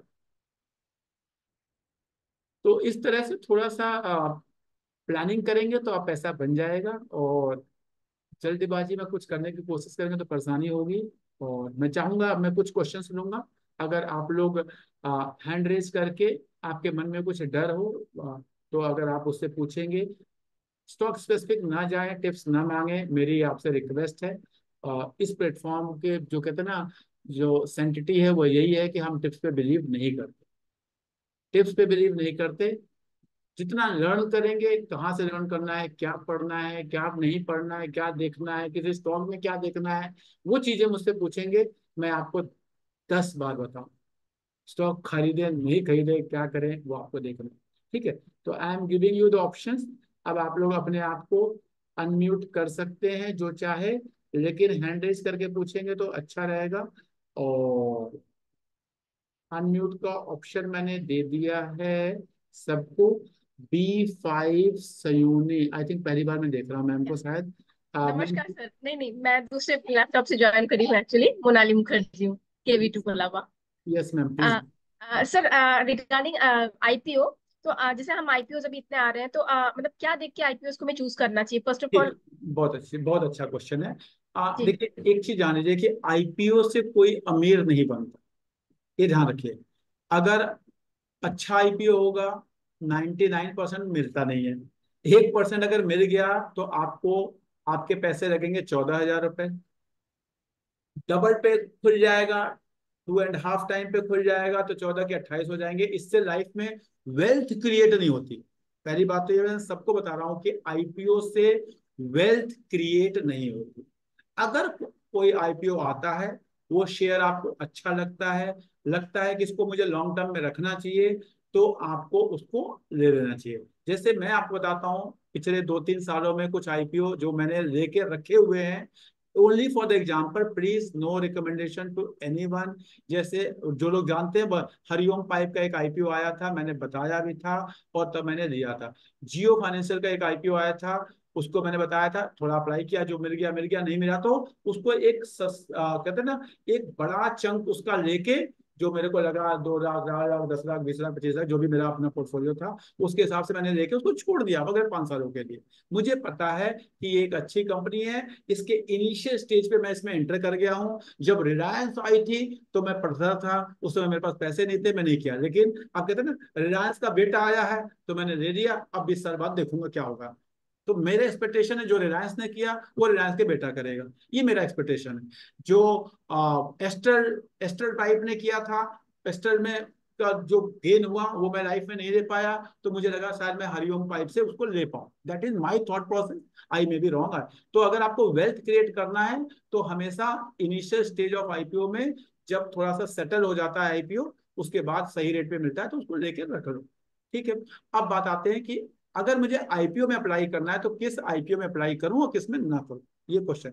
तो इसका एक सिंपल सा रूल है, आईपीओ स्टेज पे जो डेटा दिया जाता है, सपोज मेरी एक कंपनी है, मुझे उसका आईपीओ लेकर आना है, तो मैं पहले अपने जो हमारे जो लीड मैनेजर्स होते हैं, जो सीएज होते हैं, सीएफएज होते हैं, उनसे कहता हूँ कि हमें मार्केट से पैसा लेना है। तो उन्हें हम 2-3 साल पहले बताते हैं, तो हमारे बुक्स को मैनेज करना शुरू करते हैं। ठीक है, हमारे सेल्स को, हमारे एसेट्स को, हमारे लाइबिलिटीज को, जो लोग जानते हैं, अकाउंट्स वगैरह है, तो विंडो ड्रेसिंग वगैरह करके दिखाया जाता है, सो दैट कि लोगों को अट्रैक्टिव बनाया जाए, वो बनाया जाता है और ये सब जानता है, वो सब जानता है। ठीक है। अब उस सिचुएशन में आप उनके जो अकाउंटिंग देते हैं वो दिखाने के लिए उस पर आप बहुत ट्रस्ट नहीं कर सकते कि एकदम इस पे क्या। तो उसका सिंपल सा तरीका है, आप इसमें डिमांड सप्लाई देखिए। आईपीओ को हम अप्लाई करते हैं, उसके लिए 3 दिन होते हैं। अगर आपका आईपीओ 3 टाइम्स सब्सक्राइब हो जाता है, 3 टाइम्स रिटेल वाला, मैं रिटेल वाला जो रिटेल का पोर्शन है वो 3 टाइम्स सब्सक्राइब हो जाता है, तो मैं आईपीओ में, चाहे वो पहले दिन हो जाए, दूसरे दिन हो जाए, तीसरे दिन हो जाए, तो पहले दिन देख लो, अगर हो गया तो आप भी अप्लाई कर दो, दूसरे दिन हो गया तो कर दो, तीसरे दिन हो गया तो कर दो, नहीं हुआ तो नहीं करो। तो अगर 3 टाइम्स अगर किसी आईपीओ में एप्लीकेशन आ गई है, अगर उस आईपीओ में आप अप्लाई करते हो, तो जनरली 25-30% ऊपर ही उसकी लिस्टिंग होती है, क्योंकि ये सिंपल डिमांड सप्लाई है। 100 लोगों को मिला और 300 लोगों ने अप्लाई किया, तो जिसको नहीं मिला वो दुखी है, वो सोचता है सही रेट पे आएगा तो मैं तुरंत खरीद लूंगा। तो डिमांड सप्लाई में जनरली हमें, मेरा एक्सपीरियंस है, आज तक तो मुझे ऐसा नहीं हुआ कि कभी नीचे गया हो। तो जहां पे भी 3 टाइम्स या मोर, 4 टाइम्स, 5 टाइम्स अगर एप्लीकेशन आ जाती है रिटेल्स की, तो वहां पे आप एज ए रिटेलर अप्लाई कर दीजिए, तो आपका पैसा उसमें बच जाए। आई होप इससे आसान तरीका आईपीओ एप्लीकेशन थैंक ढूंढने यू। का नहीं है। ठीक है। Thank you ma'am, thank thank sir, you so much. You. चलिए आजकल मैं सारे आगे। आईपीओ 14,000 में तो नहीं मिलते। हाँ जी। कुछ 1 लाख समथिंग का भी हो गया ना आईपीओ, अगर लेना है तो सिर्फ 14,000 में पहले मिलते थे, अब सारे तो नहीं 14,000 में नहीं मिलते। नहीं सर, वो आप एसएमई वाले की बात कर रहे होंगे। नहीं, पीछे मैंने कुछ आईपीओ देखे थे, वो 1 लाख समथिंग उसमें दिखा रहा था कि एसएमई अमाउंट एसएमई मिनिमम वाले हैं चाहिए। सर। अच्छा। हाँ अच्छा, सर उसके एसएमई तो कई बार 2 टाइम डबल पे खुलते हैं काफी। हाँ हाँ, तो एसएमई वाले मैं नहीं देता सर।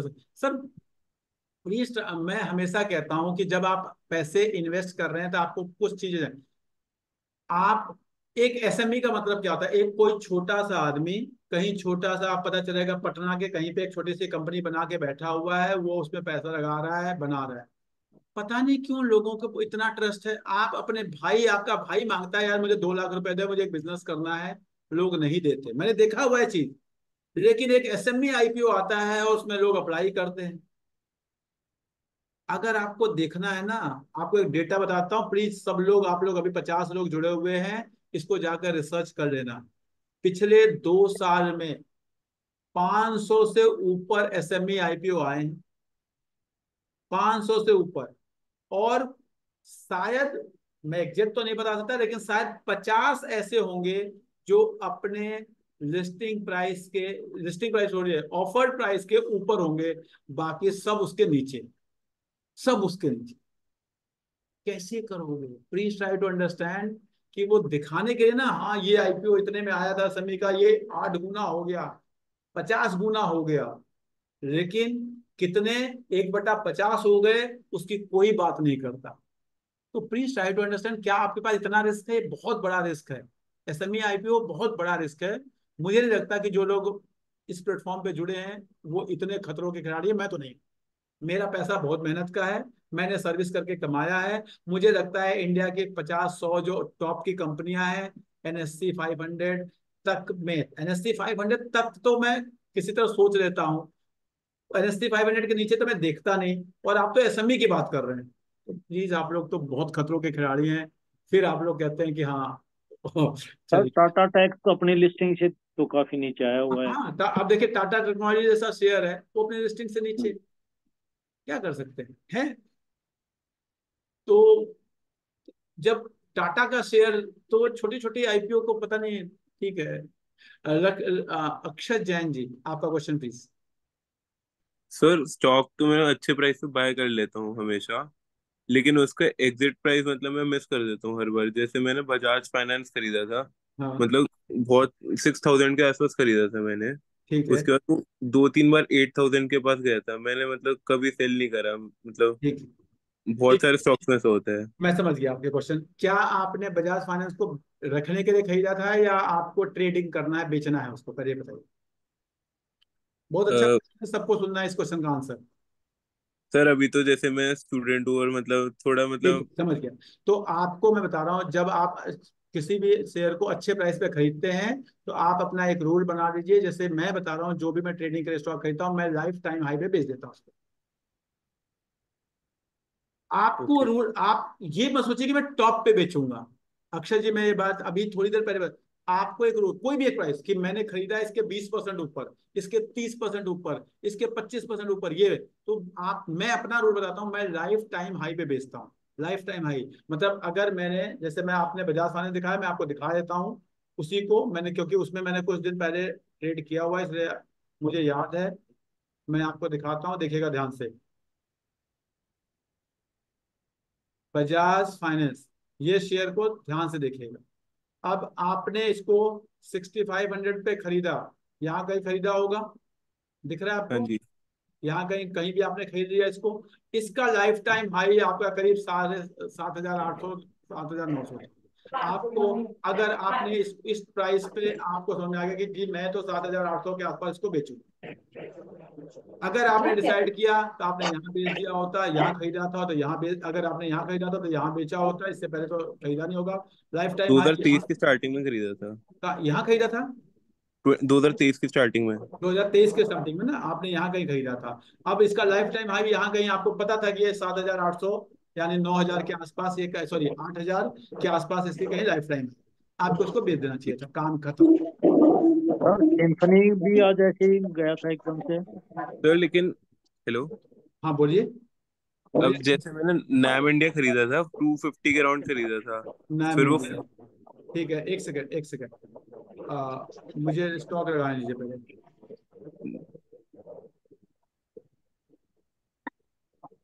नाम इंडिया, हाँ बोलिए, अब इसमें क्या बोलना चाह रहे हो? अब ये वाला स्टॉक जो है मैंने 250 के राउंड पे खरीदा था। कब खरीदा था? 2020 में ही खरीदा था शायद। 2020 में, 2022 में, सॉरी। 22। 2022 में, ठीक है, यहाँ कहीं खरीदा था। इसका लाइफ टाइम हाई कहीं आपका था 460। आपको इसको यहाँ के कहीं आसपास बेच देना चाहिए। मैंने 500 के पास ही बेचा था। तो अब वही है 460, वही है 460, 450, उसके आसपास आपको कहीं बेच देना चाहिए था, एग्जैक्ट प्राइस हाँ नहीं। जी। आपको सिंपली लाइफ टाइम हाई देख लिया आपने, उस लाइफ टाइम हाई पे निकल जाना चाहिए। ठीक है, समझ आ गई बात आपको? सर एक लेकिन बट अगर छोटा सा लेकिन सवाल था आप, सर। अगर आप सोचेंगे कि नहीं मैं तो टाटा इसको 667 पे बेचूंगा, तो आप नहीं बेच पाएंगे इसको, फिर आप नहीं बेच पाएंगे, क्योंकि ये किसी को नहीं पता कि ये कहाँ से नीचे आया है।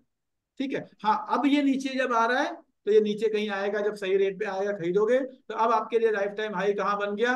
ये बन गया 660 के आसपास। तो 650, 660, 640, कोई भी एक बना के रख लीजिए दिमाग में कि इसके आसपास जब जाएगा तो मैं बेच दूँ। ठीक है अक्षर जी? ओके। सर एक छोटा सा क्वेश्चन था हाँ जी थैंक सर, यू सर। बताइए sir. Chandramohan. Yes sir, please. अच्छा सर, जो टाटा टेक है हमारा, इसका जो है म्यूचुअल फंड और एफडीआई होल्डिंग बहुत कम हो चुकी है, सिर्फ पब्लिक होल्डिंग ही है। टाटा टेक्नोलॉजी की बात कर रहे हैं? हाँ जी सर। ठीक है, एक सेकंड, टाटा टेक्नोलॉजी नीचे जा रहा है, और आपने कहा लेट मी गो थ्रू।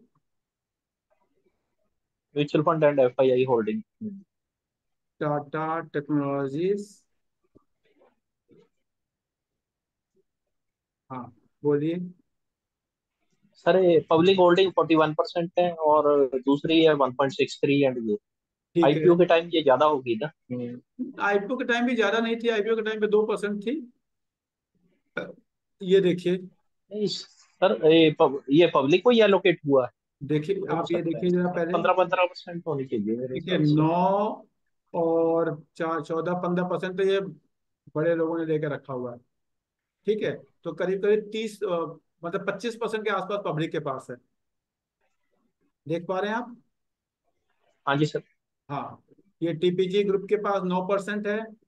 उसके बाद alpha tech holdings private limited कोई है, इनके पास है 4%।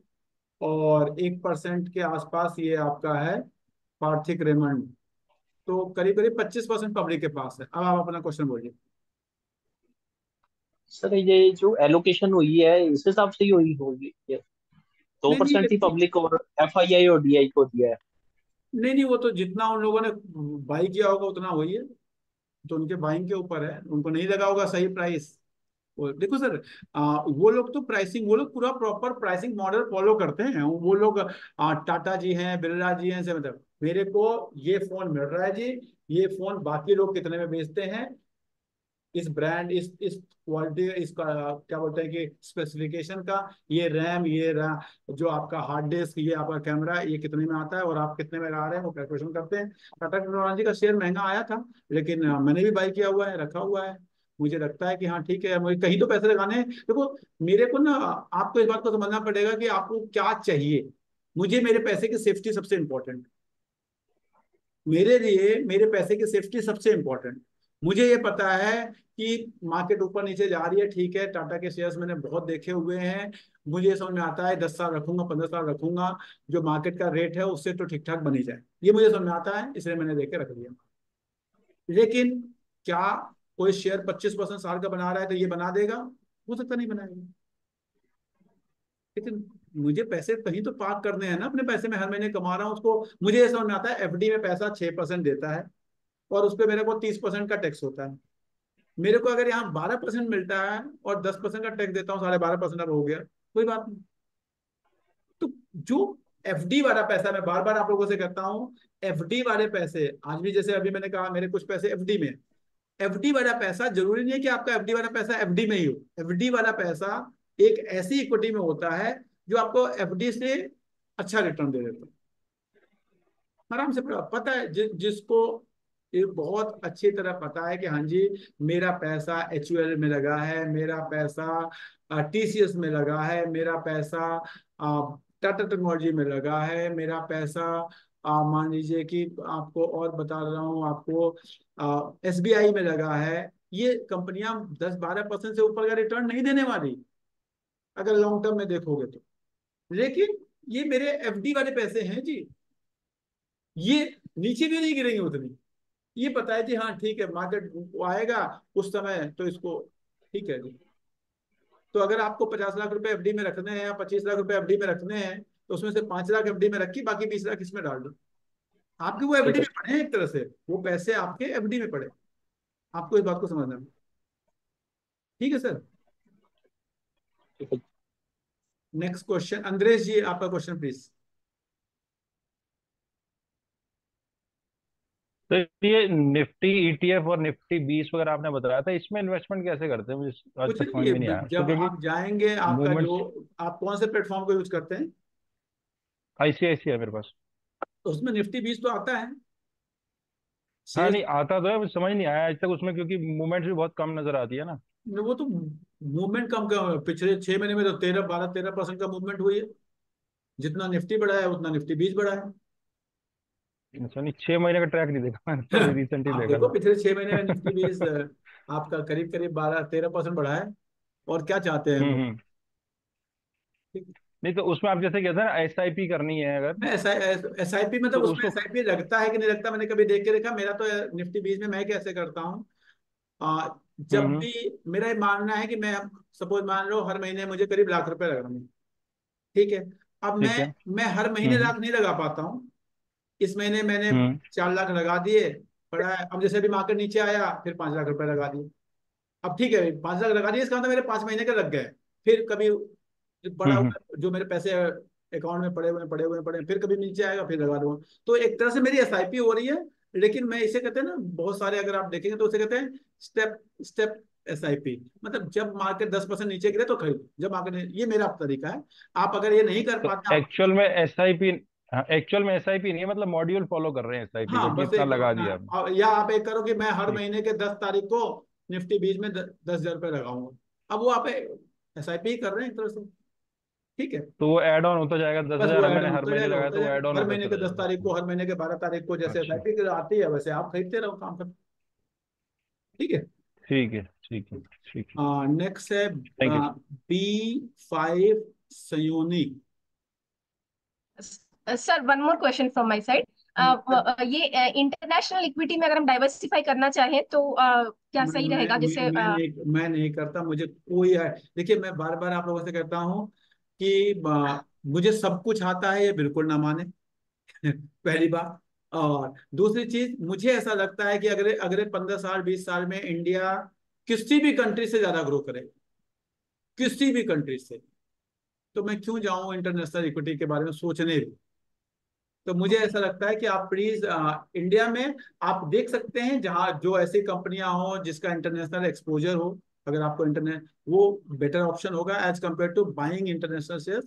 वैसे आपको बता रहा हूँ, मोतीलाल ओसवाल ने बहुत अच्छा एक फंड, इंटरनेशनल फंड लॉन्च किया है। अगर किसी नैस्डैक को, फंड, हाँ। हाँ, तो अगर किसी को लेना है तो आप उसके म्यूचुअल फंड ले लो, वो बेटर ऑप्शन होगा अगर किसी को लेना है।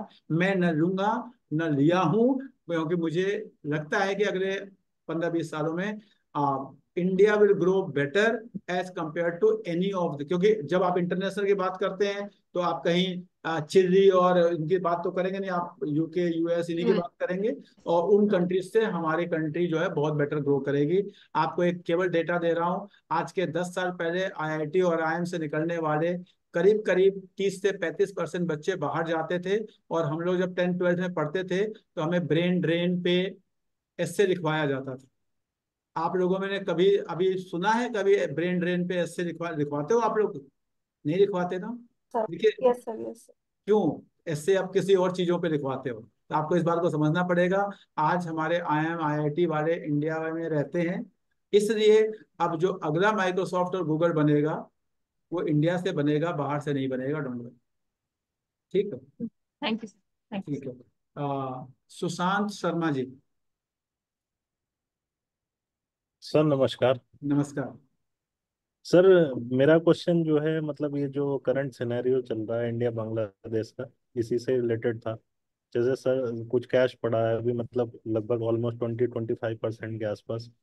अब बांग्लादेश जो है वो मतलब नेट नेट इंडिया के साथ जो है लगभग $2 बिलियन का मतलब इंपोर्ट करता था इंडिया, मेनली जो है टेक्सटाइल सेक्टर ही था। तो सर आपको क्या लगता है कि मतलब अब जो है किस सेक्टर में जाना चाहिए? जैसे बैंकिंग और एफएमसीजी तो एवरग्रीन हो गया, तो थोड़ा बहुत इम्पैक्ट तो मतलब पड़ेगा ही। मुझे ऐसा लगता है सर, बांग्लादेश में अगर थोड़ी दिक्कतें आएंगी तो हमारे यहाँ का टेक्सटाइल जो है वो बेटर जाएगा। हमारा ना टेक्सटाइल का बहुत, टेक्सटाइल नॉट हमारा ही, बहुत सारे वर्ल्ड में जो है टेक्सटाइल का बहुत सारा एक्सपोर्ट जो है बांग्लादेश करता है।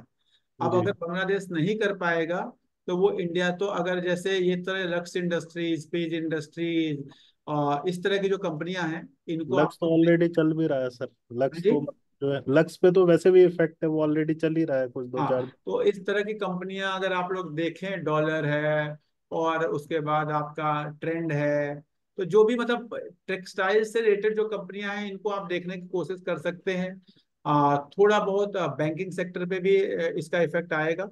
और उसके बाद मुझे बहुत ज्यादा, क्योंकि वर्ल्ड इकोनॉमी में बहुत बहुत बड़ा इफेक्ट है नहीं उसका, बांग्लादेश का, तो इसलिए बहुत बड़ा क्या इफेक्ट आ जाएगा ऐसा कुछ नहीं है। कुछ नो कुछ डाउट, कंपनी स्पेसिफिक कोई हो सकता है जो मैं नाम नहीं लेना था कि इस कंपनी पे इफेक्ट आएगा, वो मैंने आपको सेक्टर बताने की कोशिश की है। इस पे आप थोड़ा सा ध्यान रखें। जो लेबर इंटेंसिव कंपनी है, लेबर इंटेंसिव, उनसे थोड़ा सा दूर रहेंगे तो आप लोग खुश रहेंगे।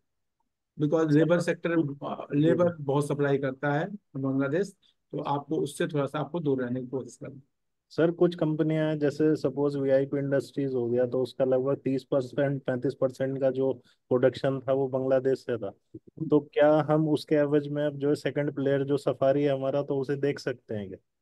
कर सकते हैं सर, लेकिन मुझे लगता नहीं कि बहुत इफेक्ट आएगा ये। मुझे लगता है 2-4 दिन में सेटल हो जाना चाहिए, अनलेस अनटिल चीन की कोई हरकत हो। तो अब ये पता नहीं, अभी इसमें एक कहानी ये भी चल रही है कि चीन की अपनी एक हरकत है, वो इंडिया को दूसरी तरफ से घेरना चाहता है, ये वो। तो सर देखो, ये चीजें ना न्यूज है, अब जब तक ये पता ना हो कैसे बता सकते हैं। तो मुझे लगता है कि ये शांत हो जाएगा, 1-2 दिन की बात है। ठीक है, अनरेस्ट था, वो अनरेस्ट क्लियर हो गया। अब सिन्हा जी वहां से चली तो गई। सर वेट करना चाहिए फिर थोड़ा, या क्या कुछ सर? नहीं बस सर, वेट करेंगे, मार्केट फिर ऊपर हो जाएगी, फिर आप कहेंगे कि बस सर इतनी अच्छी अपॉर्चुनिटी से निकल गई। तो बेटर क्या होता है, इसका तरीका सबसे आसान तरीका होता है, सपोज आपको 10 लाख रुपए लगाने हैं, तो 2 लाख रुपए अभी लगा दीजिए। फिर नीचे जाता है तो 2 लाख लगा दीजिए। फिर ऊपर जाता है तो लगा दीजिए, मान के कि चलो दो तो लगा दिए ना। देखिए खुश, हमेशा ध्यान रखिए कि जितना खुश रहेंगे ना, क्योंकि अब यहाँ से नीचे भी जा सकता है, ऊपर भी, मुझे नहीं पता। मैंने आपको टेक्निकल बता दिया। टेक्निकली मुझे ये लगता है कि यहाँ से नीचे जाने के चांसेस बहुत कम है। एक ट्रेंड लाइन है जो वो भी बता रही है कि नहीं। अब इस सिचुएशन में ऊपर जाएगा तो आपको दुख होगा अगर आप नहीं लगाएंगे, और नीचे जाएगा तो आपको दुख होगा अगर आप लगा देंगे। अब इसको हम बेटर अपने फेवर में कैसे करें? मैं तो हमेशा कहता हूँ कि अगर आपको जो लगाना है उसका 30-40% लगा दीजिए। नीचे जाता है फिर 30-40% लगा दीजिएगा, और नीचे जाएगा या ऊपर जाएगा तो बाकी 20% तब लगा दीजिएगा। That will be the best. Sir इसमें एक चीज और भी देख सकते हैं क्या, जैसे कुछ कंपनियां जो है ऑल टाइम हाई रिजल्ट आ रहे हैं उनके, और जिन्होंने जो है रिसेंट टॉप बनाया, टॉप बनाने के बाद जो है वो 20-30% फिर नीचे आ गई, लेकिन बिजनेस मॉडल अच्छा है, रिजल्ट भी अच्छा है, तो क्या उन्हें भी देख सकते हैं? सर वो देखना पड़ेगा कि ऑल टाइम हाई पे वो किस पी पे पहुंच चुकी। अगर मान लीजिए किसी ने, अच्छा बड़ा अच्छा क्वेश्चन आपने पूछा कि वो अपने टॉप से 25% नीचे गिर गई। चलो ये टॉप से तो 25% नीचे गिर गई, अभी मजगांव डॉक मुझे दिख रहा है, बड़ा आपको दिखाया तो चलिए। नहीं सर, जैसे मैं कैम्स की बात कर रहा नहीं हूँ नहीं, मैं। मैं किसी कंपनी का, मैं तो केवल आपको एग्जांपल बता रहा हूँ सर, मैं किसी कंपनी का नहीं, आपको दिखाता हूँ। मुझे कोई कहे कि हाँ जी ये कंपनी है, सपोज मान लीजिए आर या PFC। अब मैं PFC को देखूं तो पता चलेगा हाँ जी ये अपने टॉप से करीब करीब, लेट मी सी कि कितना नीचे मुझे मिल रही है। हम्म, एक सेकंड सर। ये मुझे करीब करीब अपने टॉप से 20% नीचे मिल रही है, 21% नीचे मिल रही है। लेकिन अगर मैं इस PFC को की वैल्यूएशन देखता हूँ, PFC इसका अगर मैं वैल्यूएशन देखता हूँ, तो ये मुझे 7 के पी पे मिल रही है आज के टाइम पे। और जनरली ये जो है, ये किस पी पे मिलती है, इसको मुझे देखना पड़ेगा। ये मुझे पता चलता है कि ये तो 5.5 के पी पे मिलती है। अब 25% नीचे आने के बाद भी ये अगर मुझे 7 के पे भी मिल रही है तो मैं तो नहीं लूंगा। तो ये ना थोड़ा सा इसको ना डीप में जाना पड़ेगा, तब आप समझ पाएंगे। तो इसलिए केवल ये ना देखें कि हाँ इतना करेक्ट होना आपका। हमेशा जब मैं करेक्शन की बात करता हूं तो टॉप से प्राइस में करेक्शन ही नहीं। अगर कोई चीज होनी चाहिए 100 की, हो गई 300 की, अब उसके बाद अगर वो 200 की भी हो जाए या 150 की भी हो जाए 120 की भी हो जाए तो भी महंगी है ना। आपको उसको वैल्यूएशन के टर्म में करेक्शन देखना होगा। अगर आप वो देख पाएंगे तो सही तरीका हो। सर वही है, वो थोड़ा सा इसलिए कि क्योंकि मोमेंटम में चीजें रहती है, मतलब लॉन्ग टर्म के लिए नहीं, शॉर्ट टर्म अगर सर स्विंग। शॉर्ट टर्म मुझे तो कहानी समझ में आती नहीं सर। मैं ना, मैं फिर आप लोगों से कई बार कहता हूँ कि मैं शायद इस मामले में थोड़ा कम पढ़ा लिखा हूँ। मुझे ऐसा लगता है कि क्योंकि मैंने जितने लोग देखे पैसे बनाने वाले, जितनी मेरी अंडरस्टैंडिंग है, मेरा खुद का पैसा भी वैसे ही बना, और लोगों को भी मैंने देखा शॉर्ट टर्म में जहाँ अपॉर्चुनिटीज होती है छोटी मोटी वो ले लो, काम खत्म, लेकिन उससे ज्यादा कुछ नहीं। जब आप शॉर्ट टर्म की बात कर रहे हैं तो फिर प्योर टेक्निकल देखिए। जिसको भी शॉर्ट टर्म देखना है वो बिल्कुल ना देखे कि वो उसका रिजल्ट क्या आ रहा है, क्या हो रहा है। प्योर टेक्निकल देखे, टेक्निकल को पढ़े, टेक्निकल को समझे, मोमेंटम को देखे, RSI को देखे, DMA को देखे, कैंडल पैटर्न को देखे, चार्ट पैटर्न को देखे। पढ़ाया हुआ है, बताया हुआ है, वीडियोज भी डाली हुई हैं, और बहुत अच्छा, नो डाउट टेक्निकल काम करते हैं। दिक्कत क्या होती है, जब हम टेक्निकल अप्लाई करते हैं तो हम उसे या तो हम समझ नहीं पाते, या हमारी लालच होती है जब ऊपर जाने लगता है। भाई टेक्निकल पे आपने एंट्री लिया, तो आपको टेक्निकल के टारगेट पे एग्जिट कर देना है फिर वहां पे। फिर वहां पे अगर आप उसको नहीं, अभी तो ऊपर जा रहा है जाने दो, फिर वो नीचे आ रहा है तो अच्छा चलो इसको लॉन्ग टर्म के लिए रख लेते हैं। जब हम ये गलतियां करने लगते हैं तो फिर टेक्निकल गड़बड़ होता है। जो टेक्निकल टेक्निकल मैं कभी भी ये नहीं कहता है टेक्निकल खराब होता है। मैं टेक्निकल आम लोगों को इसलिए नहीं कहता क्योंकि आम लोग टेक्निकल को फॉलो नहीं करते। ये उसी तरह है योगा। योगा बहुत अच्छी चीज है, लेकिन योगा लोग फॉलो नहीं करते। योगा के अपने रूल्स हैं, उसको आपको, उसकी एक ब्रीदिंग है। अगर आप योगा खूब कर रहे हैं लेकिन अगर आप उसके साथ की ब्रीदिंग को फॉलो नहीं कर रहे हैं तो आपका योगा आपके अगेंस्ट जाता है। तो अगर आपको ब्रीदिंग समझ में नहीं आती तो बेटर है कि आप मॉर्निंग में आधा घंटा वॉक करके घर पे आके बैठ जाएं, आप स्वस्थ रहेंगे। इसीलिए मैं कहता हूं कि लॉन्ग टर्म में अच्छे स्टॉक को अच्छे रेट पे खरीदिए, आप ज्यादा स्वस्थ रहेंगे एज कंपेयर टू टेक्निकल। तो टेक्निकल उसी के लिए है जो प्रॉपरली उसे फॉलो कर सकता। क्या अंग्रेज जी सही बताया मैंने गलत बताया? आपके, आपका एग्जांपल लेके आपके योगा का बिल्कुल ठीक बताया सर, सही बिल्कुल ठीक बताया ना? बताया। जसवीर जी आप कुछ पूछना चाह रहे थे सर? 100%। सर मैं ये पूछना चाह रहा था, जैसे मार्केट 2 दिन से डाउन ही चल रही है लेकिन सिम्फनी एकदम से भागा आज। हाँ जी। अच्छा, तो बड़ा अच्छा क्वेश्चन पूछा। देखिए मैं आपको दिखाता हूँ। हाँ जी। सिम्फनी सर ने कहा कि मार्केट तो नीचे चल रही है लेकिन सिम्फनी भाग गया। पोर्टफोलियो में है ना जसवीर जी आपके? हाँ है जी, मैंने तो थोड़ा सा आज बेचा भी है। हाँ। थोड़ा सा सेल भी किया है, जो लॉन्ग टर्म में आ रहा था वो अच्छा पोर्शन। ठीक है, कोई बात नहीं, कोई बात नहीं। याद होगा ये कब बताया गया था, ये भी पता होगा आपको। हाँ जी। ठीक है ना? अब वही बात है कि जब नहीं चल रहा था तो लोग, अब देखिए है क्या सारा खेल का है। मार्केट में क्या हुआ, लोग कहेंगे ये न्यूज आई, वो हुआ, ऐसा हुआ। भाई सिंपली मैंने बार बार कहा है, अच्छा स्टॉक है, प्रमोटर्स की होल्डिंग अच्छी है, आरओसी आरओई देखोगे तो अच्छा है। तो अब है क्या, क्या स्टॉक किस वैल्यूएशन पे आपको मिल रहा था? आपको इस बात को समझना है, किस वैल्यूएशन पे स्टॉक मिल रहा था। इसको जब आपने समझोगे तो आपको समझ में आएगा कि हाँ जी, वैल्यूएशन सस्ती थी, वैल्यूएशन सस्ती थी तो खरीदने का टाइम था। आपको वैल्यूएशन सही है, आपको खरीदने के लिए समझ में आएगा कि हाँ जी, जब भी मेरा लॉन्ग टर्म पी जो है उसके नीचे मिल रहा है, चलिए मैं और लंबा लगा देता हूँ और आपको समझ में आएगा। देखो यहाँ से यहाँ तक कई दिनों से सिम्फनी चल ही नहीं रहा था। कई दिनों से सिम्फनी कुछ नहीं था, वैल्यूएशन इसकी बहुत सस्ती थी। 62-60 पे मिलने वाली चीज आपको 40 पे कहीं मिल रही थी। जिसने लेके रखा था उसका सिम्फनी में पैसे बन गए, काम खत्म। और कुछ नहीं है, सिंपल गेम है। बार बार कहता हूँ वैल्यूएशन को फॉलो करो। बहुत अच्छा रेंज था ये बाई करने का, जिसने बाई किया उसके पास है, उसके पैसे बन रहे हैं। अब अगर कोई ट्रेडर है तो उसके एग्जिट करने का ये बहुत अच्छा 1500 के आसपास वो है। और अगर आपको थोड़ा सा लॉन्ग रख सकते हैं तो ये कहीं 1880 तक तो बड़े आराम से इसको रखना चाहिए, अगर किसी ने रखा है। लेकिन वही है कि क्या ये यहाँ से कल को फिर नीचे, देखो यहाँ से नीचे आया, यहाँ से भी नीचे आया, यहाँ से हो सकता है कल को यहाँ से नीचे आए। तो लॉन्ग और टर्म वाले रख सकते हैं, शॉर्ट टर्म वाले एग्जिट कर सकते हैं। अगेन नो रिकमेंडेशन, मेरे पास नहीं है, मैं बाय नहीं कर रहा, मैं कल नहीं खरीदूंगा, और मेरे पास होगा तो मैं कल नहीं बेचूंगा। तो मेरा कोई वो नहीं है, मेरा तो केवल बताना है कि हाँ जी इस बहुत अच्छे रेजिस्टेंस पे आ गए, आपने रेजिस्टेंस लेवल पे है। मैं तो आपको टेक्निकली देख के बता देता हूँ, ये देखो जी, बहुत प्यारे रेजिस्टेंस पे आके खड़ा हो गया है। और बार बार इस पॉइंट से पास्ट में नीचे गया हुआ है। इसलिए मैं आपसे कह रहा हूँ कि अगर आप शॉर्ट टर्म के हैं तो ये this is the place to exit. और अगर आप लॉन्ग टर्म हैं तो अच्छे वैल्यूएशन पे स्टॉक है, अच्छा स्टॉक है, अच्छे सेक्टर का है, और आपको इसमें बने रहना चाहिए अगर आप इसमें है तो। नो रिकमेंडेशन, मेरे पास क्या है नहीं है, रखूंगा नहीं रखूंगा, कुछ नहीं पता। Bhavna ji, good evening sir. Good evening. तो मुझे एक क्वेश्चन पूछना था जो इन्होंने पूछा अबाउट निफ्टी का बीज वाला पार्ट। तो दोबारा बोलिए। उसमें निपॉन निफ्टी निफ्टी बीज, हाँ।